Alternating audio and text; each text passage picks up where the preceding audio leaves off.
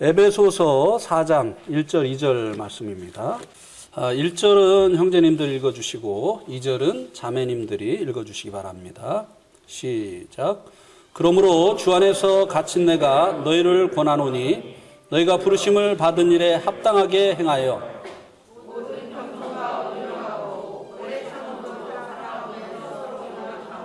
네.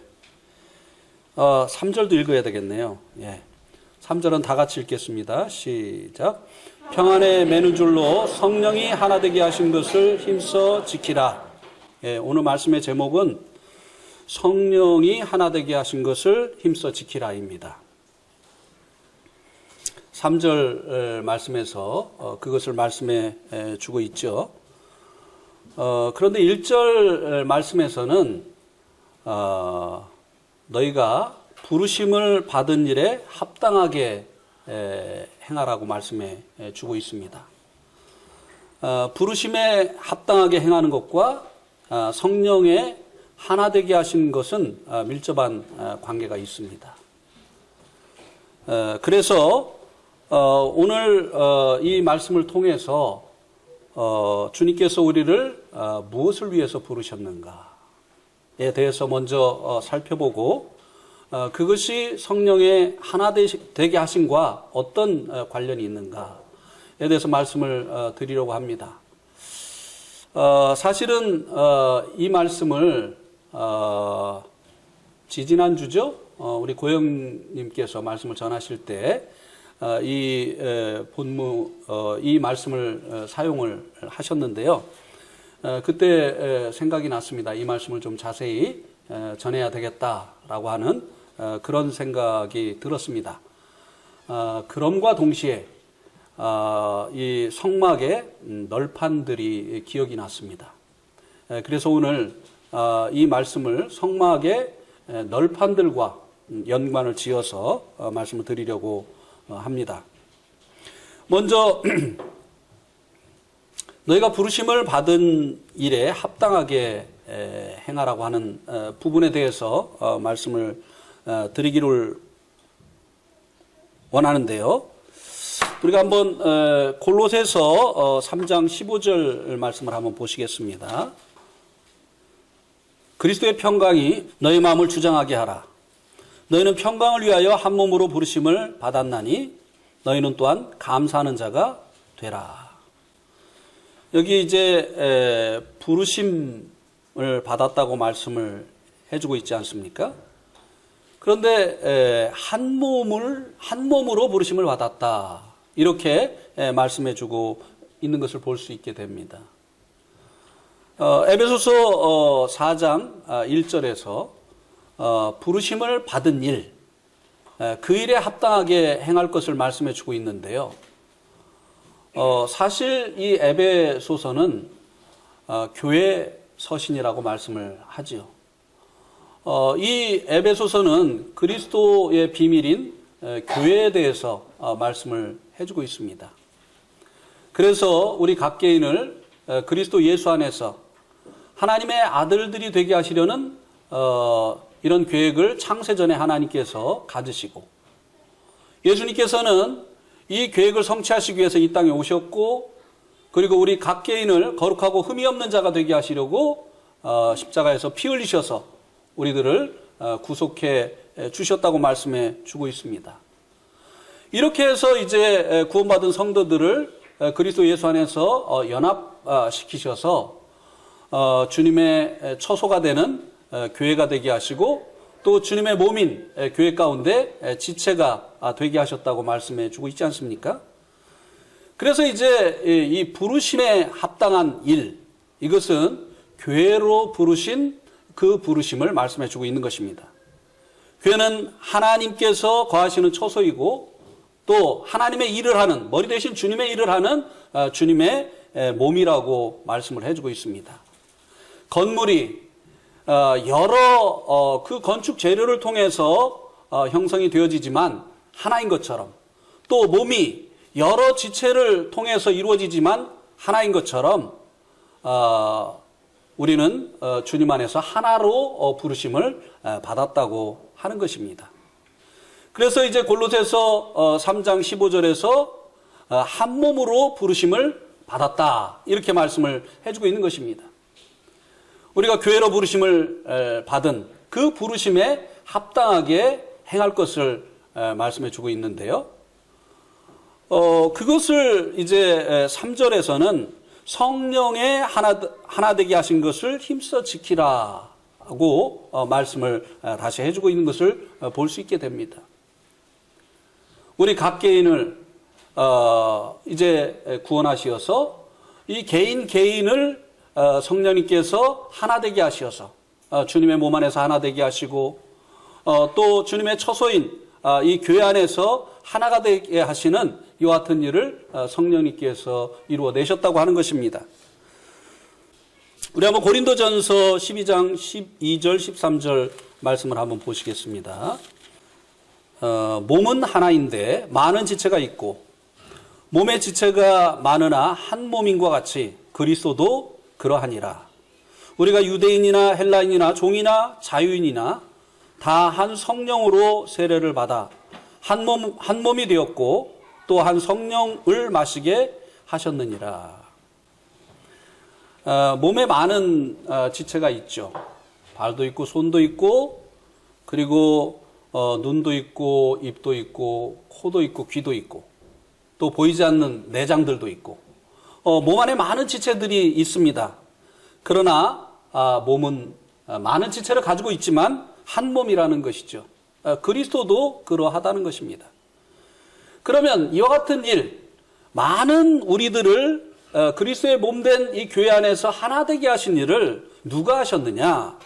여기 보니까 우리가 유대인이나 헬라인이나 종이나 자유인이나 다 한 성령으로 침례를 받아 한 몸이 되게 하셨다. 많은 우리를 주님의 이 몸에 연합시켜 주시는 이와 같은 일을 누가 하셨느냐? 바로 성령님께서 하셨다고 말씀해 주고 있습니다. 그래서 이제 에베소서 4장 3절에서는 성령님의 하나 되게 하신 것을 힘써 지켜라. 예. 성령님께서 우리를 몸 안에서 하나가 되게 하시는 이와 같은 일을 이루어내셨다고 하는 것입니다.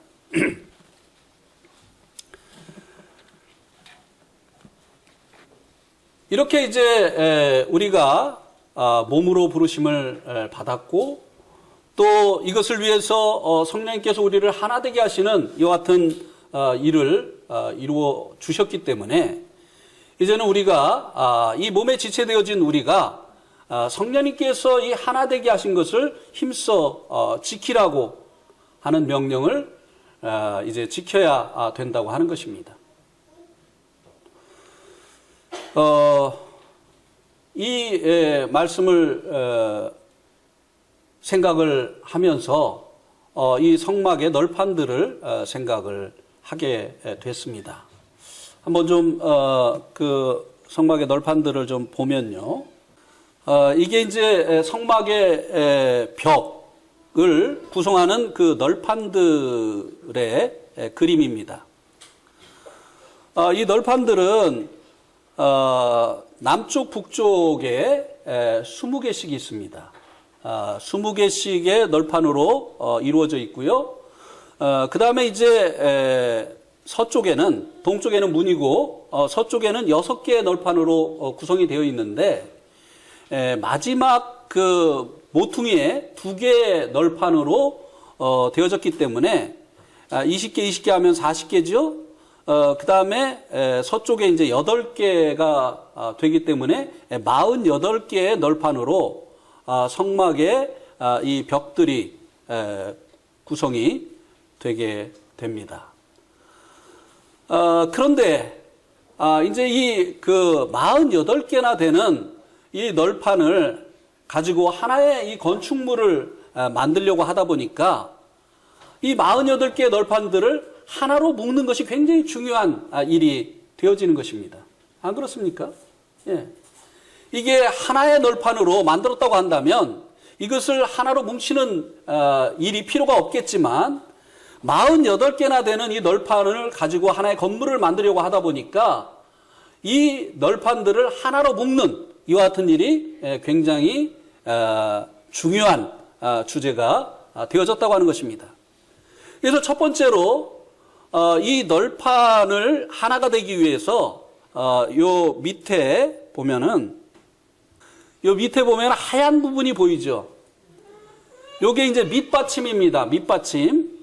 요 널판의 밑부분에 이제 밑받침이 있는데요. 이 밑받침은 각 널판당 이제 2개씩 있습니다. 하나가 이제 한 달란트인데 이제 좀 이따 자세히 말씀을 드리겠습니다. 요 널판이 한 널판당 2개니까 전체가 96개가 되죠. 46 곱하기 2 하면은 48 곱하기 2 하면은 96개의 널판이 나오게 됩니다. 그리고 이제 요 안에 지성소에 들어가는 기둥 밑에 또 밑받침들이 이제 4개가 있기 때문에 전체로 이 밑받침을 계산을 하면 100개가 되죠. 앞에 있는 이 문의 밑받침은 노수로 만들기 때문에 이 밑에 있는 널판의 밑에 있는 이 받침과는 다릅니다. 예, 이것은 은받침이죠. 그럼 이 은받침이 어떻게 만들어지는가에 대해서 좀 살펴보면요. 그 전에 이 널판을 만드는 원재료를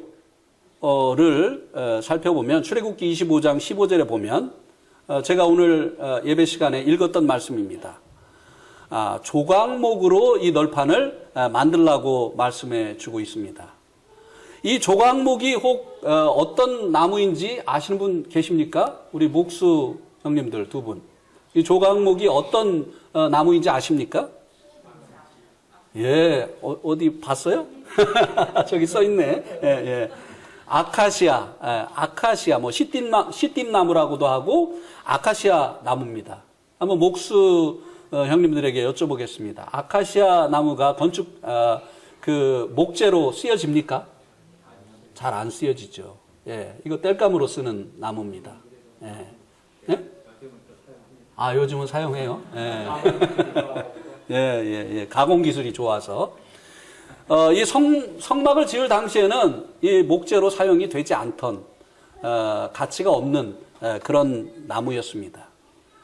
그런데 이제 이 아카시아 나무를 가지고 하나님의 거하시는 영광스러운 이 성막의 널판들을 만들려고 했다는 것입니다. 예. 이 널판들은 오늘날 이 성도들을 상징하고 있는 것이 아니겠습니까? 우리가 주님을 만나기 전에는 이 아카시아 나무처럼 정말 가치 없는 그와 같은 인생들이 아니었습니까? 예. 그런데 이제 출애굽기 26장, 25장이라고 썼는데 잘못 썼네요. 26장 15절 그리고 26장 29절에 보면 이 아카시아 나무로 만든 이 널판에다가 무엇을 입히라고 말씀해주고 있습니까? 금을 입히라고 말씀해주고 있어요. 변신을 시키는 거예요. 무가치한 이 아카시아 나무를 황금으로 입혀서 이제 가치 있는 그런 널판으로 만드는 것이죠. 우리가 주님을 만나기 전에는 정말 무가치한 존재들이었습니다. 그죠? 우리는 지옥에 항상 타고 있는 그 지옥에 땔감으로 던져질 그와 같은 존재들이었지 않습니까? 그런데 이와 같은 존재를 주님께서 이제 구원해 주시어서 하나님의 처소인 이 교회의 한 부분이 되게 하시고 또 머리 대신 주님의 일을 하는 이 영광스러운 일을 하는 주님의 몸된 이 교회의 지체들이 되게 하시는 이런 영광을 입혀주셨다고 하는 것입니다. 얼마나 놀라운 일입니까? 그래서 이제 이 각 널판들을 이렇게 이제 만들어요. 널판들을 이제 이렇게 만드는데, 그 조각목을 가지고, 그 다음에 거기에 이제 황금을 입혀서, 밑에 이제 여기 보면, 그 밑판에 연결을 시키기 위해서 이제 촉을 만들고요. 그리고 각 널판들을 이제 끼워서 맞추기 위해서 한 널판에는 이제 튀어나온 부분을 만들고, 그리고 한 널판에는 그 홈에 맞는 구멍을 만들게 됩니다. 이렇게 이제 이 각 널판들을 하나로 연합시키는 일을 위해서 여러 가지 것들을 만들어요. 뿐만 아니라 이제 5개의 띠를 만드는데요. 이 5개의 띠 중에 4개의 띠를 만드는 고리를 또 황금으로 저렇게 만들게 됩니다. 고리 보이시죠? 예. 그 다음에 이제 가운데 띠 구멍이라고 쓰여 있는 거 보십니까? 띠 구멍. 그죠? 요 띠 구멍은 뭐 하는 데 쓰이느냐? 이 띠 중에 5개의 띠 중에 1개의 띠, 전체를 관통하는 1개의 띠가 들어갈 구멍입니다. 자, 우리가 이거를 보면 얼마나 이 널판들을 하나로 연합시키는 일을 위해서 신경을 쓰고 있는가 하는 것을 우리가 볼 수 있죠. 밑판에 접촉이 되게 하고, 또 서로가 하나가 될 수 있도록 이제 촉을 만들고, 그리고 그 촉이 들어가는 홈을 만들고, 그리고 이제 고리를 만들고, 고리를 통해서 이 널판들을 연합시키는 또 띠를 5개나 만들지요. 예. 근데 이제 이 밑판이 이제 어떻게 만들어지느냐면요. 우리 한번 이거는 성경을 좀 여기 다 보이십니까? 안 보이시는 분들은 출애굽기 38장 26절, 27절을 펴주시기 바랍니다. 출애굽기 38장 26절, 27절. 거기에 보면 계수된 자가 20세 이상으로 60만 3,550명인 즉 성소의 세겔로 각 사람에게 은 한 배가 곧 반세겔씩이라. 이 은 100달란트로 성소의 받침과 휘장의 문에 기둥 받침을 모두 100개를 부어 만들었으니 각 받침마다 한 달란트씩 모두 100달란트요. 100개의 이 은받침을 만드는데 한 은받침이 몇 달란트라고요?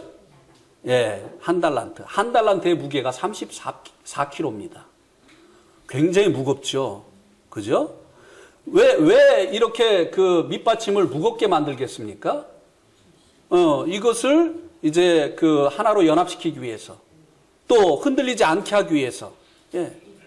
그런데 이제 96개의 이 널판들을 하나로 만들어주는 이 기초가 바로 은받침이라고 하는 거예요. 근데 은받침이 어떻게 생겨났느냐? 속전. 이제 그 이스라엘 백성들, 20세 이상이 된 이스라엘 백성들의 그 속전으로 들여진 그 은으로 이 은받침이 만들어졌다고 하는 것입니다. 우리 한번 디모데 전서 2장 6절을 한번 보시기 바랍니다. 디모데 전서 2장 6절. 이 은이, 밑받침의 이 은이 무엇을 상징하는지 우리가 한번 성경을 통해서 확인해 보도록 하겠습니다. 같이 한번 읽겠습니다. 시작. 그가 모든 사람을 위하여 자기를 대속물로 주셨으니 기약이 이르러 주신 증거니라. 자, 하나님께서는 4절 말씀해 보니까 모든 자들이 구원을 받으며 진리를 아는 데 이르시기를 원했다고 하는 것입니다. 그래서 이 모든 사람이 구원받기를 원하시는 하나님이 한 분이시고, 그리고 하나님과 사람 사이의 중보자도 한 분이신데, 하나님께서 모든 사람이 구원을 받기를 원하시어서 그 아들을 모든 사람을 위한 대속물로, 속전으로 내어주셨다라고 말씀을 해주고 있습니다. 이스라엘 백성들이 자기의 죄 때문에 이제 그 내야만 됐었던 이 속전이 바로 우리의 죄 때문에 자신을 들이신 바로 우리 주님을 상징하는 것이라고 하는 것입니다. 그렇다고 한다면 이 96개의 이 널판이 하나 되게 하는 이 기초가 누구냐? 바로 예수 그리스도라고 하는 것입니다. 우리가 이제 각 성도들이 이제 이 교회 안에서 하나가 될 수 있는 그 근거가 무엇이냐? 바로 예수 그리스도라고 하는 것입니다. 이 밑판에 끼워짐으로 인해서 96개의 이 널판이 하나가 되어지는 것처럼 우리 각 사람이 이제 예수 그리스도로 말미암아 하나가 되어지게 하셨다고 하는 것입니다. 교회는 고향이 같은 사람들이 모이는 향후회가 아니죠. 그렇죠? 예. 근데 가끔 그런 교회들이 있어요. 예. 뭐 어디 출신들 이렇게 모여 있고 또 뭐 그 반대 지역 출신들 이렇게 모여 있고 교회는 향후회가 아닙니다. 예. 그다음에 또 동창회도 아니죠. 같은 학교를 나온 사람들이 모인 이 동창회도 아닙니다. 그 학교가 그 사람들을 하나로 묶어준 이 동창회도 교회는 아니라는 거예요. 예. 고향이 그들을 하나로 묶어준 이 향후회도 아니라고 하는 것입니다. 무슨 친목단체도 아니라고 하는 것이죠. 합창을 위해서 모이는 그 합창단도 아니고, 예. 교회는 예수 그리스도로 말미암아 구원받은 이제 이 성도들의 모임이라고 하는 것입니다. 예. 모든 성도들이 속전이 되신 예수 그리스도로 말미암아 구원을 받았기 때문에 그분으로 인해서 교회 안에서 하나가 되어진 것이라고 하는 것입니다. 그래서 고향이 달라도 출신 학교가 달라도 그리고 이제 가치관이 달라도 또 추구하는 것이 다르다 할지라도 우리는 주님 안에서 하나라고 하는 것이에요. 그죠? 예. 그 다음에 이제 이 하나 되게 하신 것을 힘써 지키라고 말씀을 해주고 있는데요. 우리가 이제 하나 되게 하기 위해서 힘써서 하나 되는 것이 아니라 이미 성령님께서 하나 되게 하신 것을 이제 힘써 지키라고 말씀해 주고 있다고 하는 것입니다. 자, 여기 이제 중간 띠 가운데 이제 구멍을 냈죠. 이 널판들의 가운데 이제 중간 띠 구멍을 냈는데 이 구멍은 이 전체를 20개의 이 널판을 이제 하나로 묶어주는 바로 이 띠가 통과하는 그 구멍이라고 하는 것입니다. 이 띠를 통해서 각각 20개의 그 널판들 그리고 8개의 이 널판이 하나로 묶어지는 것이에요. 그럼 이 중간을 하나로 중간을 이제 관통해서 이 널판들을 하나로 만들어주는 이 중간띠는 무엇을 의미하는 것이라고 여러분 생각을 하십니까? 바로 우리를 하나 되게 하신 성령님을 의미하는 것이죠. 이 띠를 통해서 하나 되게 되어진 것처럼 이 20개의 각각의 이 널판들이 하나가 되어진 것처럼 바로 우리들이 하나가 되어진 것은 이 성령님을 통해서라고 하는 것입니다. 성령님께서 우리를 몸된 교회 가운데 성령 침례로 말미암아 몸된 교회 가운데 지체가 되게 하셔서 우리를 하나 되게 하시는 이와 같은 일을 이루어 내셨다고 하는 것입니다. 그런데도 여기에다가 또 이제 고리 4개를 더 만들어서 이제 또 띠로 이미 하나 되어진 이 널판을 다시 하나 되게 하는 이와 같은 일을 하고 있는 것을 볼 수 있지 않습니까? 이 띠들 말이죠. 여기는 이제 3개만 그려져 있는데 2개가 생략이 되어진 것입니다. 그래서 가운데로 관통하는 띠 하나, 그리고 아래 위로 2개씩 이렇게 해서 5개의 띠가 이 널판들을 하나 되게 하는 그와 같은 역할을 하게 되어진다고 하는 것입니다. 그래서 우리가 이제 에베소서로 다시 이제 돌아오시게 되면 에베소서 4장 2절에 보면 성령의 하나 되게 하신 것을 힘써 지키기 위해서 필요한 것 4가지가 있다고 말씀을 해주고 있습니다. 그죠? 예. 첫 번째 무엇입니까? 모든 겸손. 두 번째는 온유. 그 다음에 세 번째는 오래 참음. 그 다음에 사랑 가운데서 서로 용납하는 거. 그 다음에 3절에는 다섯 번째도 있네요. 평안에 매는 줄. 평안에 매는 줄. 평안. 예. 이 하나됨을 깨트리는, 자, 우리 뒤에서부터 좀 살펴봅시다. 하나됨을 깨트리는 일이, 성도들 간에 이 하나됨을 깨트리는 이 일이 어떤 일로 나타납니까? 다툼. 그죠? 다툼이 있는 곳에는 평화가 없어요. 그죠? 이 다툼이 결국은 분열을 가져오지 않습니까? 예. 이 평화가 이제 연합을 가져온다고 한다면, 성도 간에 서로 화평한 것이 그 교회에 연합을 가지고 온다고 한다면, 성도 간에 연합을 가지고 온다고 한다면, 이 다툼이 성도 간에 분열을 가지고 온다고 하는 것입니다. 그래서 이 교회가 하나 되게 하신 것을 힘써 지키기 위해서 성도 간에 분열이 없이 화평하는 이와 같은 일이 필요하다고 하는 것을 이 말씀을 통해서 우리들에게 말씀해 주고 있는 것입니다. 이미 하나가 되어진 이제 밑 받침과 그리고 이제 가운데를 관통하는 이 띠를 통해서 이미 하나가 되어진 이 널판들을 다시 더 단단하게 결속을 시키기 위해서 이제 4개의 이 띠가 있는 것처럼 주님과 성령님으로 말미암아 하나 되어진 우리들을 더 단단하게 결속시키는 것이 바로 이 평안이라고 하는 것입니다.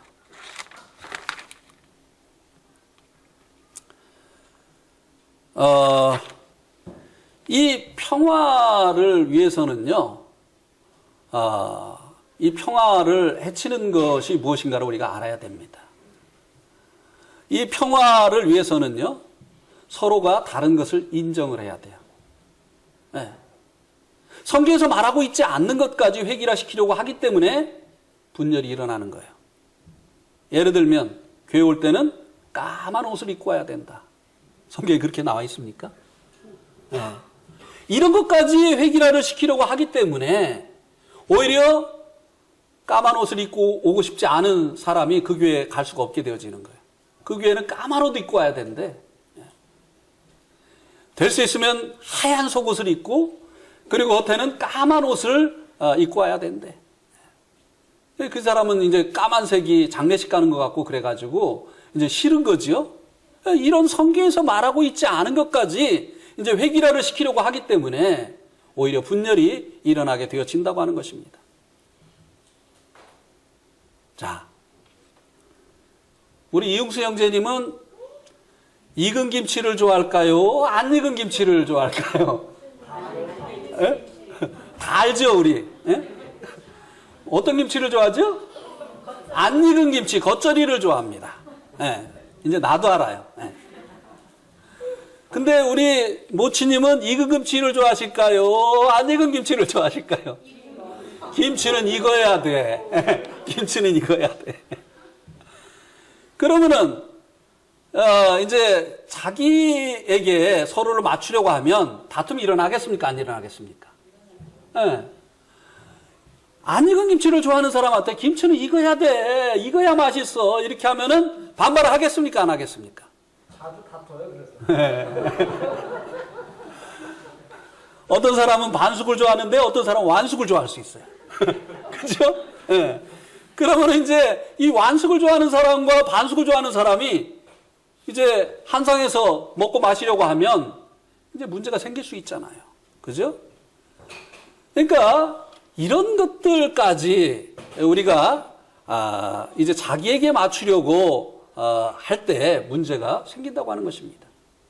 특별히 이제 우리가 주님과 연합된 사람들이잖아요. 예. 성령님께서 우리를 교회 안에서 주님과 연합시켜 주셨습니다. 근데 이제 이 주님과 연합을 주장하는 이 사람들이 범할 수 있는 실수가 무엇입니까? 예. 자기와 주님을 동일시하는 거예요. 그래서 자기의 생각은 다 주님의 생각이고 자기의 생각을 따르지 않는 사람들은 육신적인 사람이다. 이렇게 생각하는 이것이 참 위험한 것이라고 하는 것입니다. 우리는 주님과 연합되어진 이제 새 사람이 되었을 뿐만 아니라 우리 안에는 여전히 죄악된 본성, 이 죄의 몸이라고 하는 이 죄악된 본성이 남아있다고 하는 것입니다. 그래서 우리가 하는 말, 우리가 하는 행동, 우리가 가지고 있는 생각, 이것이 다 주님과 일치된 것이라고 볼 수가 없다고 하는 것입니다. 그런데 이제 이 자신이 이제 주님과 연합이 됐기 때문에 자신이 하는 말, 자신이 하는 생각, 이런 것들은 다 주님과 일치된 것인다 라고 생각을 하고, 자신의 생각에 동의하지 않고 자기가 하는 말을 따라주지 않는 사람들을 육신적인 사람이다, 이렇게 하면 분열이 일어나는 것입니다. 예. 무슨 말인지 이해가 가시죠? 예. 예. 그래서 이제 우리가 주님께서 연합되게 하신 것을 힘써 지키기 위해서 필요한 것이 바로 이 평안이라고 하는 것입니다. 이 평안을 깨는 이와 같은 일들을 우리가 피해야만 된다고 하는 것입니다. 예. 의견이 일치가 안 되면 기다려야죠. 그죠? 기도해야 되죠. 설득시키려고 하고 이렇게 하지 말고 주님이 그에게도 깨닫게 하시고 단마음으로 같이 할 수 있도록 기다려주는 이와 같은 것이 필요하다고 하는 것입니다. 그러니까 일을 하고도 문제가 생길 수가 있는 거예요. 왜? 일치가 안 된 일을 하기 때문에. 그 다음에 이제 두 번째는 이제 오래 참음입니다. 이 오래 참음은 우리의 본성일까요? 주님의 성품일까요? 우리 가운데 본성적으로 오래 참는 분들 계십니까?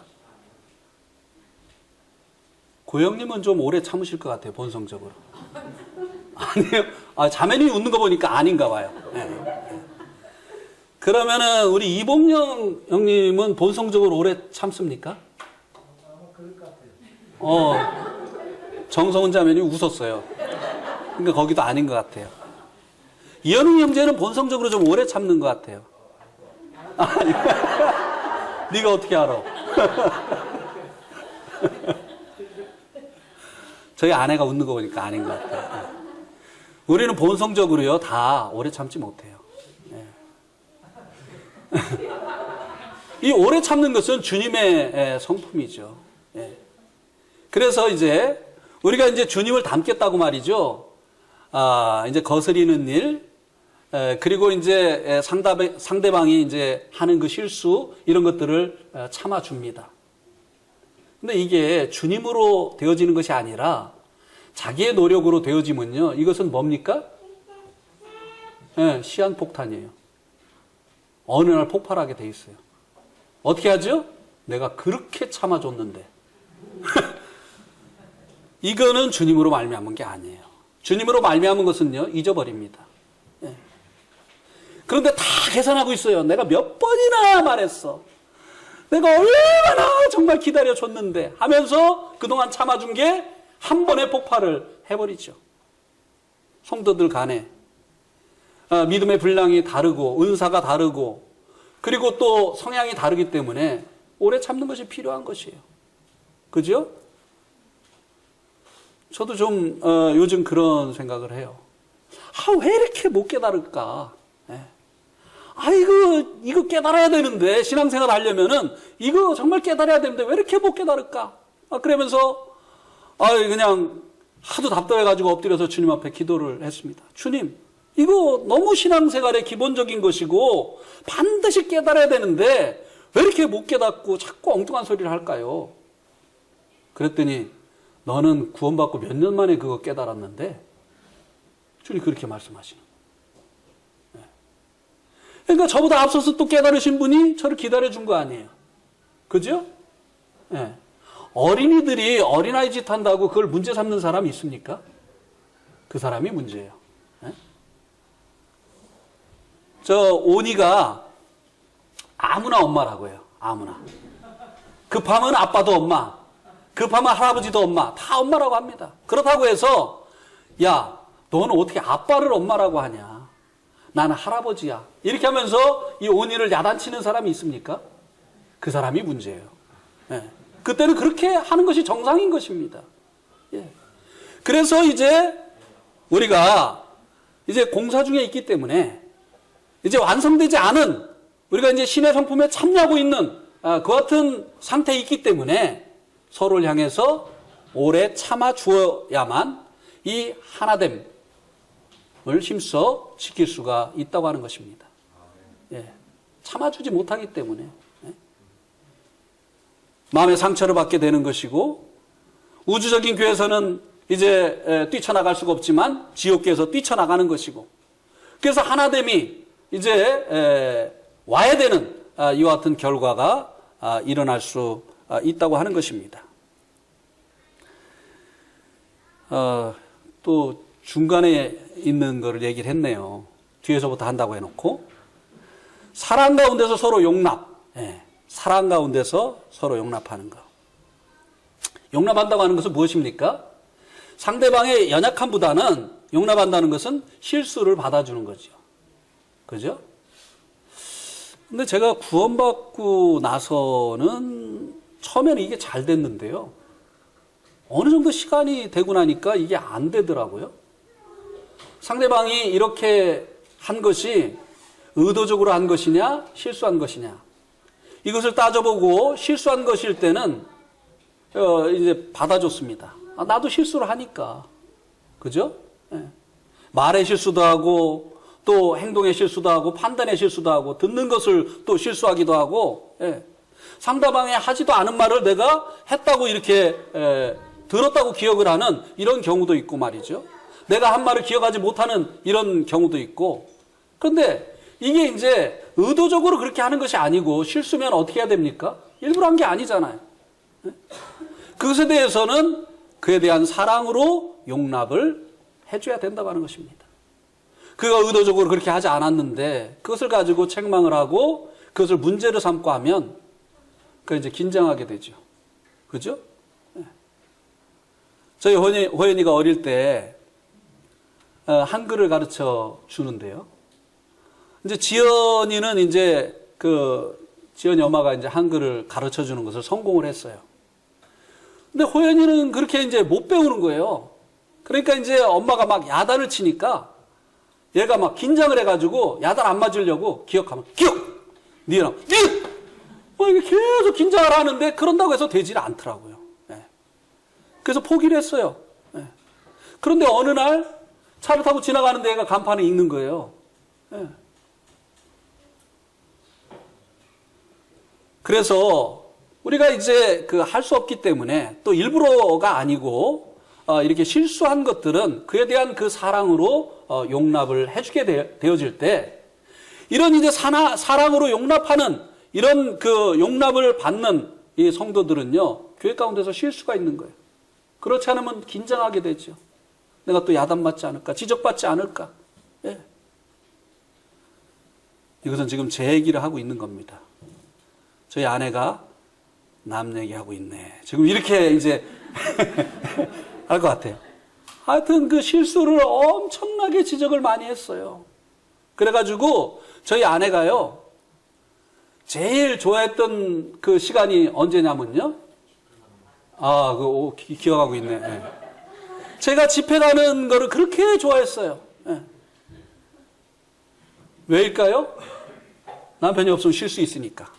긴장하지 않아도 되니까. 지적받지 않으니까. 그러다가 이제 이게 쌓이면 어떻게 됩니까? 세상 사람들은 계속 이게 쌓이면 나중에 어떻게 되죠? 황혼, 이혼. 더 이상은 못 살겠다. 나도 내 인생이 있는데 너무너무 힘들다. 이제 더 이상은 내가 못 감당하겠다. 세상 사람들 이렇게 하는 거 아니겠어요? 사랑을 한다면 그의 그 실수를 이제 마음을 먹고 악을 행하는 것은 지적해야지요. 바로 잡아줘야지요. 그러나 그가 연약함으로 하는 이 실수는 받아줘야 된다고 하는 것입니다. 이렇게 용납이 있는 이 교회 가운데는 사람들이 실수가 있는 거예요. 또 교회 가고 싶은 거예요. 그죠? 왜? 내가 용납을 받으니까. 내가 부족하지만 교회 가운데서 사랑을 받으니까. 그런데 가면은 계속 지적받고 용납받지 못하고 이렇게 하면은 교회 가기가 싫은 거죠. 여기로부터 하나됨이 깨지게 되는 이런 일들이 일어나게 되어진다고 하는 것입니다. 그 다음에 온유입니다. 온유. 여러분, 누가 온유할까요? 어떻게 하셨어요? 저희 며느리가 온유입니다. 걔는 항상 온유해요. 이름이 온유니까. 예. 이 온유도 역시 이제 주님의 성품이죠. 우리가 이 온유를 이해하기 위해서는요, 온유의 그 반대를 생각을 해야 됩니다. 온유의 반대가 뭐죠? 예? 어떻게 하는 거예요? 주먹이 먼저 앞서는 거. 예. 그거 뭐예요, 그게? 온유, 주먹이 먼저 앞서는 게 이게 뭐죠? 예. 강팍한 것이죠. 온유의 반대말은. 이 온유는 우리가 무엇을 생각하게 됩니까? 부드러움을 생각하게 되죠. 그런데 이 강팍한 것은 무엇을 생각하게 되죠? 딱딱한 거. 예. 그죠? 이 까칠한 사람, 쉽습니까? 어렵습니까? 예. 말하기도 힘들고, 가까이 가기도 힘들고, 그렇죠. 예. 근데 이 부드러운 사람, 이 사람은 가까이 하고 싶습니까? 멀리 하고 싶습니까? 예? 그냥 그래요?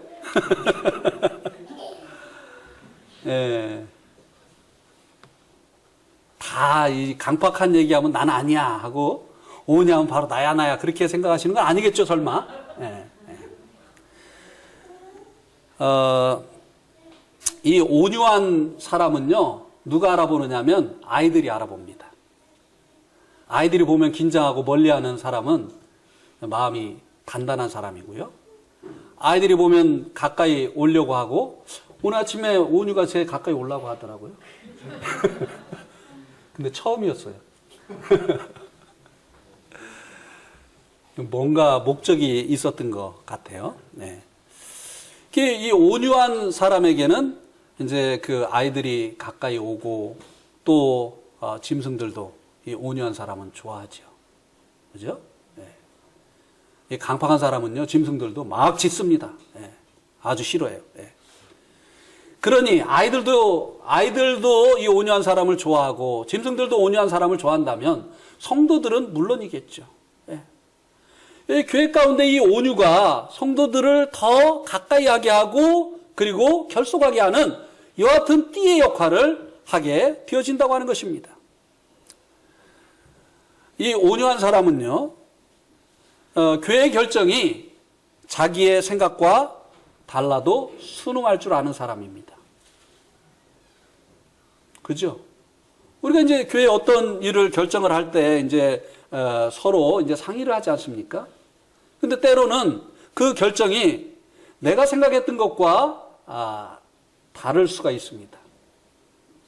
그런데 이 온유한 사람은 그 결정을 순응을 하게 되죠. 근데 이제 그 반대로 결정을 했는데 자기가 원하는 대로 결정이 안 됐다고 해서 두고두고 얘기를 하고 그것을 뒤집으려고 하고 이렇게 하면 그 교회가 하나로 결속이 되겠습니까? 계속 어려움이 일어나겠습니까? 어려움이 일어납니다. 예. 그죠? 뭐 두말하면 잔소리죠. 예.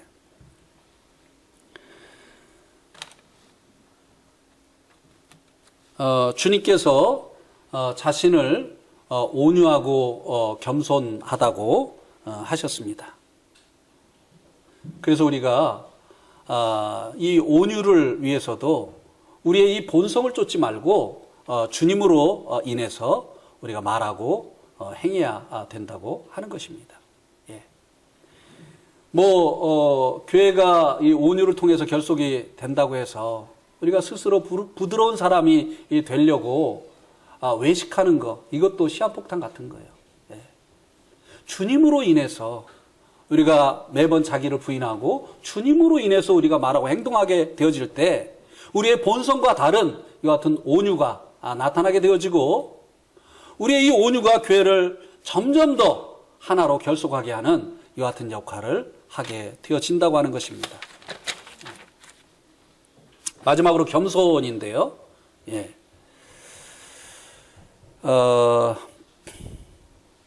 이 겸손을 이해하기 위해서 우리가 이제 교만을 생각하면 겸손이 무엇인지 알 수가 있겠죠. 그죠? 예. 교만은 자기를 높이는 것이죠. 그죠? 자기를 높이는 거예요. 그래서 이제 자기를 높이려고 자기를 자랑하고, 그리고 자기를 높이는 반면에 상대방은 어떻게 합니까? 교만한 사람은 무시하고 그리고 멸시하는 것으로 나타나지요. 이 추락하는 것은 뭐가 있다고요? 젊은 세대들은 모르죠. 이 말이 무슨 말인지. 추락하는 것은 뭐가 있다고요? 이 교만이 괜히 교만하지 않습니다. 교만할 만하기 때문에 교만한 거예요. 그 사람 뭔가 다른 사람보다 나은 점이 있는 거예요. 그래서 그것을 가지고 자랑하고, 그리고 자기보다 못한 사람들을 멸시하고 무시하는 거예요. 그런데 이 겸손은 무엇이냐? 자기가 다른 사람보다 나은 점이 있고 또 자랑할 만한 것이 있지만 자랑하지 않고 오히려 상대방을 이제 칭찬하고, 그리고 상대방을 존중하고 그리고 배려하는 것으로 이 겸손이 나타나게 되어진다고 하는 것입니다. 아무런 자랑할 것이 없는 사람이 겸손해야지, 이거는 겸손이 아니에요. 그거는 겸손으로 자기를 또 자랑하는 거잖아요. 겸손은 자랑하지 않는 것이죠. 오히려 상대방을 높여주고, 그리고 상대방을 알아주고, 그리고 상대방을 배려하는 것으로 이 겸손이 나타나게 됩니다. 이 사람의 이름을 제가 찾아보려고 노력을 했는데 안 나오더라고요. 제가 잘 알던 사람인데, 혹시 여러분 중에 아시는 분 있으면 좀 얘기를 해주세요. 박지성 그 선수하고 크리스탈 팰리스라고 하는 그 영국 그 프리미어리그에서 같이 이제 축구를 하던 사람인데요. 이집트 사람이에요. 혹시 기억하십니까? 누군지? 이름이 생각이 안 나요. 그래요? 네, 죄송합니다. 또 축구 얘기해가지고. 그런데 이 사람이요, 아주 개인기가 출중합니다. 제가 봐도 정말 개인기가 좋아요. 이 사람이 볼을 잡으면 사람들이 뺏질 못해요. 근데 이 사람이 손흥민처럼 계속 이제 더 좋은 팀으로 가서, 이제 잘 풀렸느냐? 그렇지가 않습니다. 개인 능력은 뛰어난데, 이 사람이 점점 2부 리그로 갔다가 지금은 뭐 터키 리그에 가서 뛴다고 하는 그 기사를 제가 봤었습니다. 왜 그런 줄 아세요? 너무 잘나가지고요, 자기 혼자 하려고요. 패스를 안 해.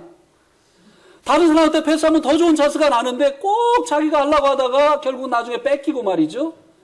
그리고 이제 이 사람이 볼을 잡으면 개인 플레이를 하기 때문에 팀워크가 깨지는 거예요. 그리고 사람이 암만 빨라도요, 공보다 빠르겠습니까? 저기 있는 선수에게 차주면 좋은 찬스가 나는데 자기가 거기까지 몰고 가려고 하다 보면 상대 수비도 들어와가지고 찬스를 잃어버리게 되는. 그러니까 감독이 싫어하는 거예요.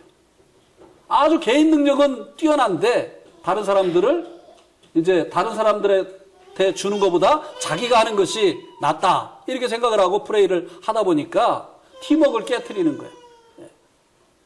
이렇게 이제 이 교만, 이거는요, 교회의 이 하나됨을 깨트리는 이와 같은 것으로 작용을 하게 된다고 하는 것입니다. 우리 한번 고린도전서 1장 30절 말씀을 보시겠습니다. 고린도전서 같이 읽겠습니다. 시작. 너희는 하나님으로부터 나서 그리스도 예수 안에 있고 예수는 하나님으로부터 나와서 우리에게 지혜와 의로움과 거룩함과 구원함이 되셨으니, 주님은 우리의, 여기 보니까 지혜와 의로움과 거룩함과 구원함이 되셨다라고 말씀해 주고 있습니다.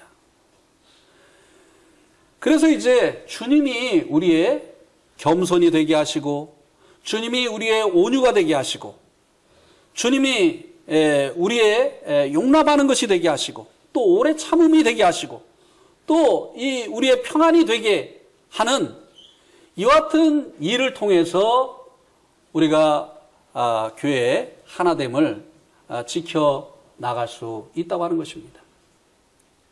오래전의 일인데요. 제가 이 예화를 자주 말씀을 드렸던 것 같습니다. 온양에 박준영 형님, 형님인 박기수 형님이 계십니다.